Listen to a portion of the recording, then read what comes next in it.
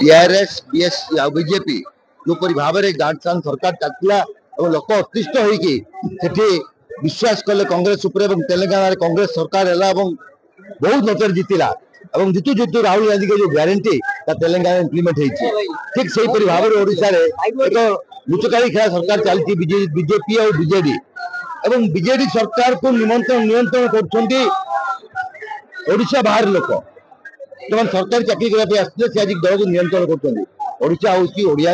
अस्मितार आम मधुबाबू जन्मभूमि में ठिया ये जन्मभूमि जे मधुबाबू जे मुख्य पुरुषा थे भाषा भित्तिक राज्य गठन करने तेणु राहुल गांधी का भाषण एवं ओडिशा अस्मिता ओडिया अस्मितार प्रभाव सारा ओडिशा पड़ो ठीक जेपरी भाव तेलंगाना रे बीजेपी बीएसपी लोक प्रत्याख्यान कले बीजेपी बीजेडी लोक प्रत्याख्यान करेंगे कांग्रेस सरकार आसो राहुल गांधी का ग्यारंटी कांग्रेस इम्प्लीमेंट कर लोक खुशी सुशासन पाइबे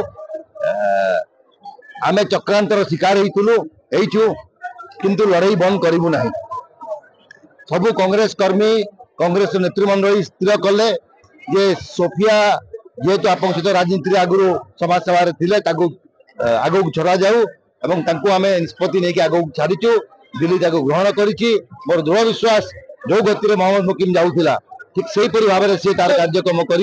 लोकों सहित